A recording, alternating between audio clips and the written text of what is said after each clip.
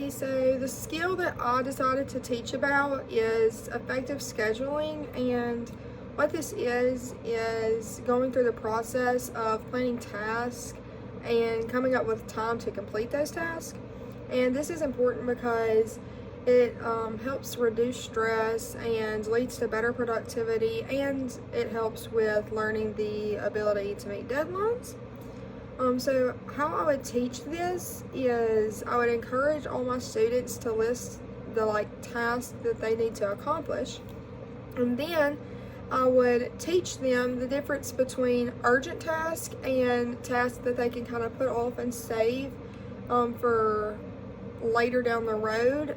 For example, assignments in school, those are urgent, you have to get them done, and those are the things you got to put at the top of your scheduling. You got to do that first, and then the not so urgent tasks or things that you don't have to do. If you have a really busy schedule, you could consider just eliminating those completely, or just kind of schedule them for later. The next thing that I would do is I would introduce some scheduling tools. So there's lots of different tools that you can use for scheduling, but one of the most common ones is just paper planners, which I do like, but I prefer a digital calendar, and you can use Google Calendar, Apple Calendar. There's lots of different digital resources that you can use for planning, but I will insert a picture of my schedule and how I do it, and I use Notability. That's what I like. And then I would let my students set some realistic goals. I would teach them realistic time frames and encourage them how to estimate how long the task will take that they're planning for, and kind of leave some buffer time for unexpected events, because that happens often.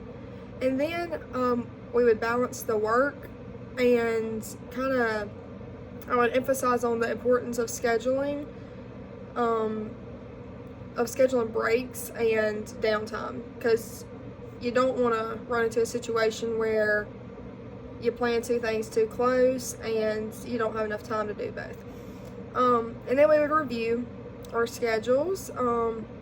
So I would kind of teach my students to review and check their schedule daily and adjust if things need change, and reflect on what worked and what didn't work. And then I would also teach them to be very flexible, because scheduling is a very dynamic process, so they should learn to adapt if something unexpected comes. And then we would practice, because practice, I believe, is one of the most important things to do in a classroom to help actually teach your students.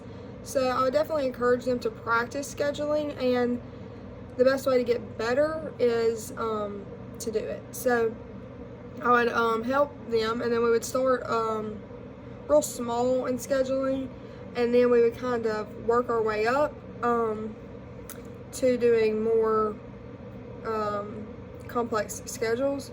So I could do a weekly schedule, and then when we get better at it, we'll do monthly schedules, and then we'll come back and we'll kind of reflect after a week or a month or whatever we do, and follow up on those schedules. And I would encourage my students to reflect and share with the class what worked and what didn't work, and how they can improve on their schedules for the next time.